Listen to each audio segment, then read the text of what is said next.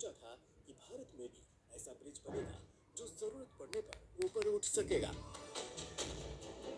जी हाँ, हम बात कर रहे हैं तमिलनाडु के पनबन आइलैंड पर बने भारत के पहले वर्टिकल लिफ्ट ब्रिज की, जो पूरी तरह से तैयार हो चुका है।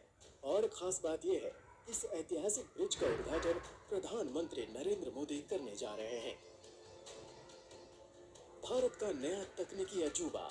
इस ब्रिज के बनने के बाद भारत दुनिया के उन देशों की लिस्ट में शामिल हो गया है जहां ऐसे वर्टिकल लिफ्ट ब्रिज का चलन है। ये bridge United states, Britain, France, Germany और रूस जैसे देशों के वर्टिकल लिफ्ट ब्रिज की सूची में शामिल हो गया है।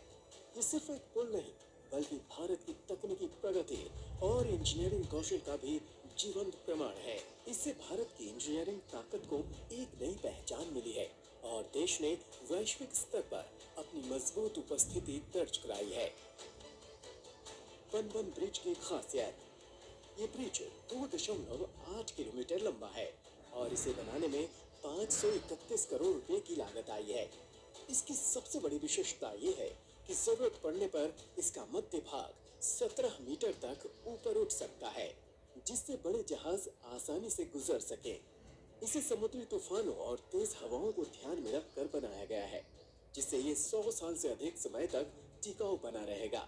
खास तौर पर इस इलाके को दुनिया की दूसरी सबसे ज्यादा जंग लगने वाली जगह माना जाता है, इसलिए इसे स्टेनलेस स्टील से बनाया गया है ताकि इसे जंग से बचाया जा सके। समुद्री यातायात और पर्यटन को बढ़ावा। ये ब्रिज सिर्फ यातायात सुविधा ही नहीं, बल्कि भारत के समुद्री व्यापार और पर्यटन को भी नई दिशा देने जा रहा है। इसके बनने से रामेश्वरम आने वाले श्रद्धालुओं और पर्यटकों की संख्या में भारी वृद्धि होगी। इससे स्थानीय कारोबारियों को भी बड़ा फायदा मिलेगा और नए रोजगार के अवसर पैदा होंगे। साथ ही ये ब्रिज भारत के दक्षिण भारत की कनेक्टिविटी को भी मजबूत करेगा। पीएम मोदी का विजन और भारत का इंफ्रास्ट्रक्चर बूम। प्रधानमंत्री नरेंद्र मोदी के नेतृत्व में भारत में इंफ्रास्ट्रक्चर के क्षेत्र में ऐतिहासिक बदलाव हो रहे हैं।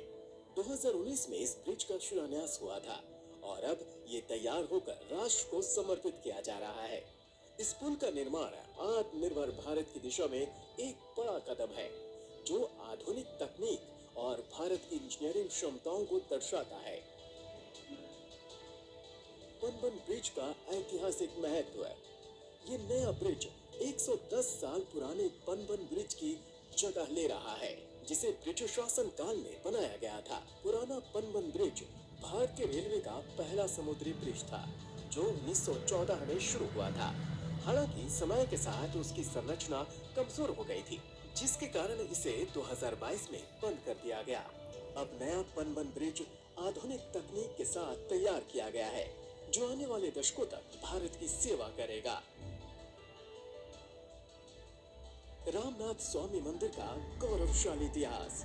प्रधानमंत्री नरेंद्र मोदी इस ऐतिहासिक अवसर पर प्रसिद्ध रामनाथ स्वामी मंदिर में पूजा अर्चना करेंगे।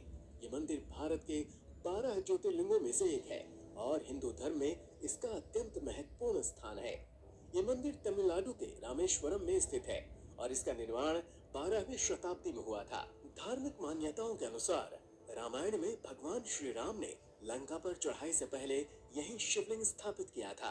इस मंदिर की सबसे अनोखी बात यह है कि इसमें भारत का सबसे लंबा गलियारा कॉरिडोर है, जिसकी कुल लंबाई 1220 मीटर है।